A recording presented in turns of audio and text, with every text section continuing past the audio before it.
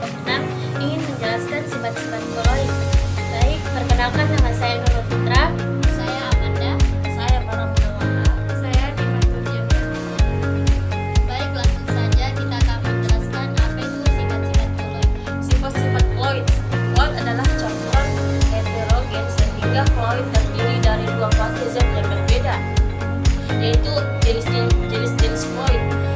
Dilansir dari Chemistry Text, berdasarkan fase zat pendispersi dan zat terdispersinya koloid berbagi menjadi 4, yaitu aerosol, sol, emulsi, dan busa. Berikut penjelasannya.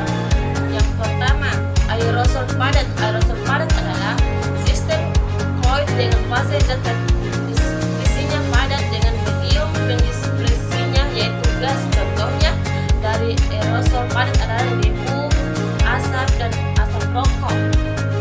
Yang kedua, aerosol cair.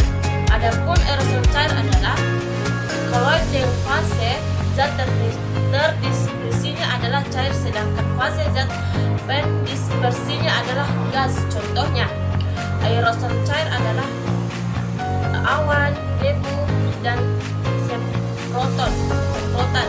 Yang ketiga, sol. Sol adalah koloid dengan fase terdispersinya adalah padat, sedangkan fase zat pendispersinya adalah cair. Contohnya, sol adalah gelin, gelatin, dan darah.